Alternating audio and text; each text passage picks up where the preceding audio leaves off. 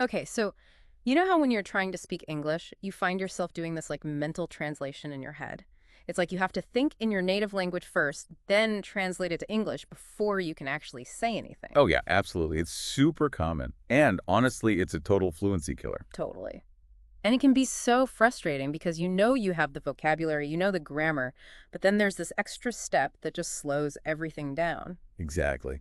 And it makes conversations feel so much more difficult than they need to be. It's like you're constantly a step behind, right? Like you can't just be in the moment and react naturally. Yeah, exactly. Mhm. But the good news is, it doesn't have to be that way. This whole translating in your head thing, it's a habit.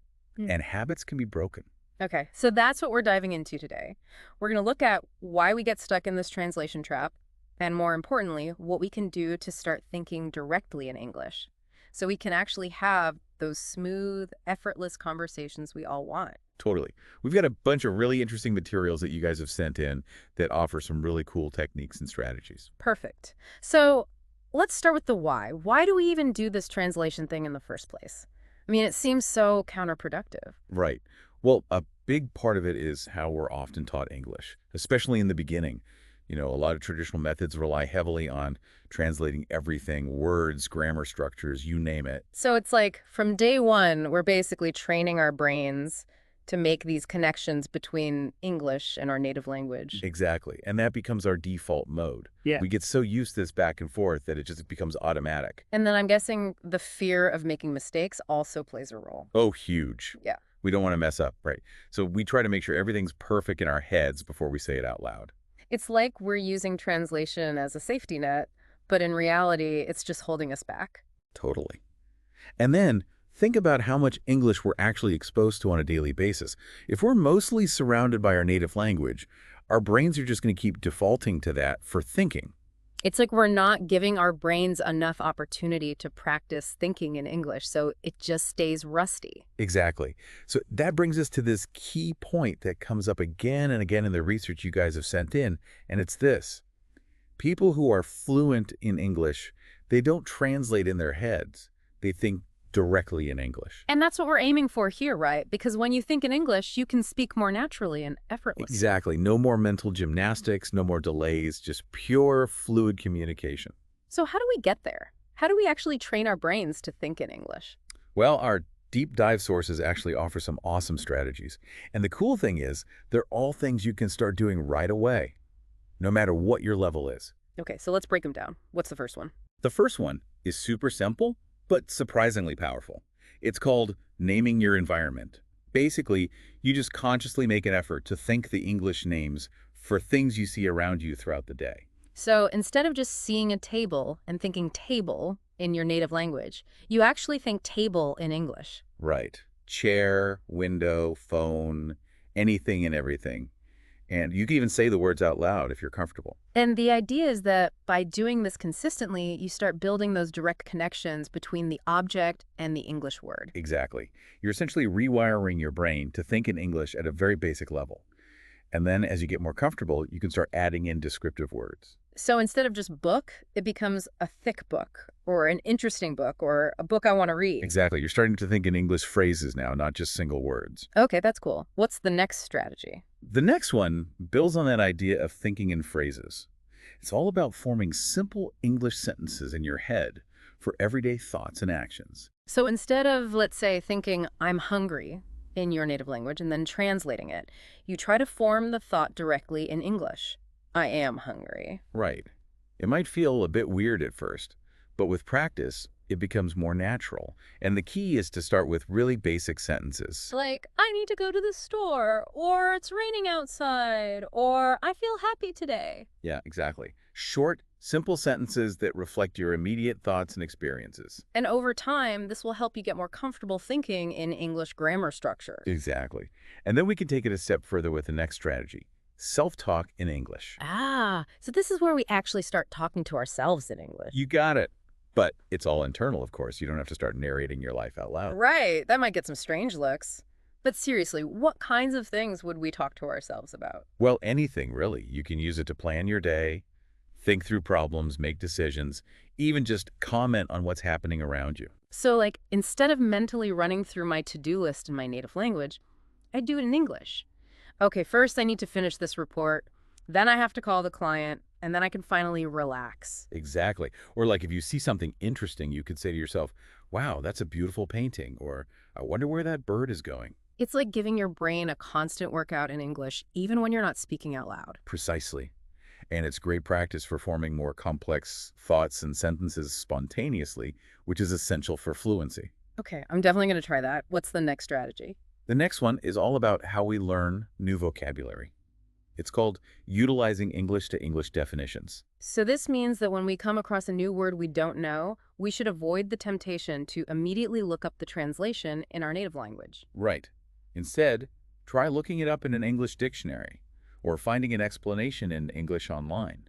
So instead of getting a direct translation, we're actually trying to understand the meaning of the word using other English words. Exactly. It forces your brain to work a little harder, but it's so much more effective for actually learning and remembering the word. It's like building a network of understanding within the English language itself, instead of constantly relying on that bridge to our native language. Exactly. It makes the word stick better, and it helps you think about it and use it in a more natural way. Okay, that makes a lot of sense. What's next? All right, this next one might feel a little counterintuitive, especially if you're a bit of a perfectionist, but it's super important. It's called prioritizing speaking over perfect grammar. So are you saying it's okay to make mistakes? Not just okay, it's encouraged. Because here's the thing, when we're too focused on getting the grammar perfect, we overthink everything. And then we end up getting stuck in our heads trying to construct these perfectly grammatically correct sentences. Exactly. And that kills fluency. It makes our speech sound hesitant and unnatural. So the goal here is to just get the words out, even if they're not perfectly arranged. Yes. Focus on communicating your message clearly, even if you make a few grammar mistakes along the way. Because, honestly, people care more about what you're saying than about whether you used the past perfect continuous tense correctly. It's like in real conversations, fluency trumps grammar. Exactly.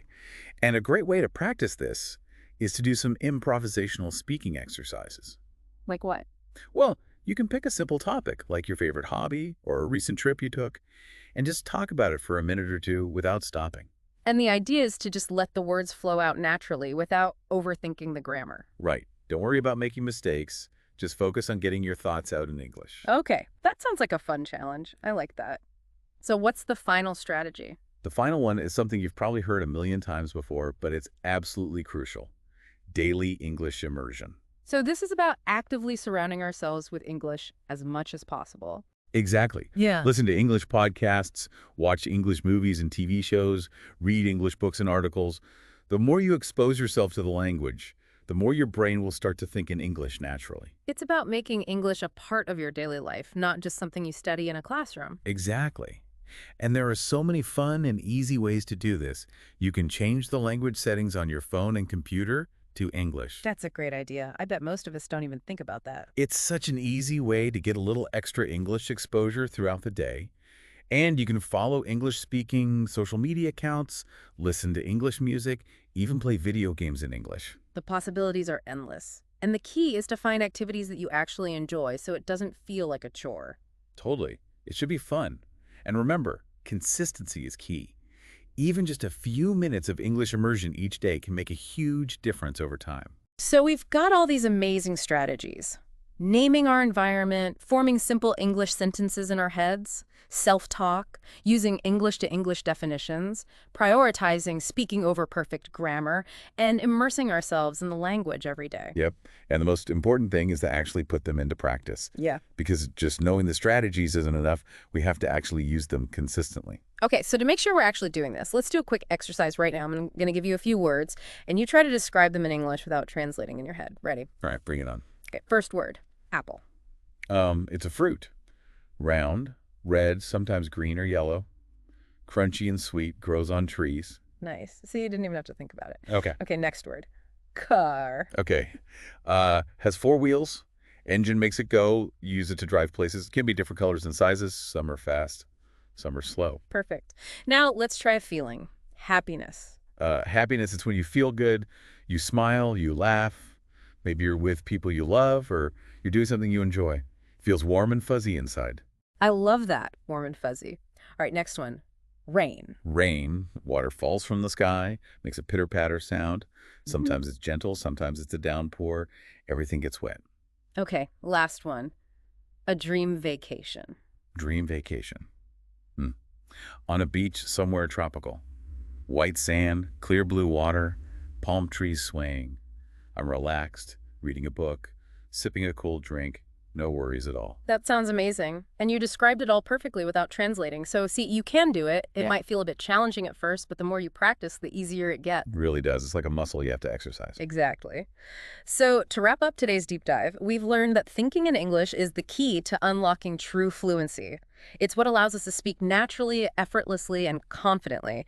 And luckily, we have these 6 amazing strategies to help us get there. And remember, consistency is key. Practice these strategies every day, even for just a few minutes, and you'll be amazed at the progress you make. Absolutely. So keep practicing, keep immersing yourselves in English, and keep believing in your ability to become fluent. Oh, and before we go, I just wanted to give you a little teaser for our next deep dive. Oh, yes. Tell us. We're going to be talking about effective daily habits for ongoing English improvement. So we'll be exploring those small, manageable things you can do every day to keep moving forward on your English journey without feeling overwhelmed. That sounds great. I'm already looking forward to it. Me too. Yeah. But for now, keep practicing those English thinking strategies, and we'll catch you next time. Before you go, one last thought for you to ponder. What if thinking in English not only helps your fluency, but also lets you connect with English-speaking cultures on a deeper level? Understand those subtle things that get lost in translation. Just something to think about. That's a great point. It's like you're opening yourself up to a whole new world of understanding. So keep that in mind as you continue your English journey.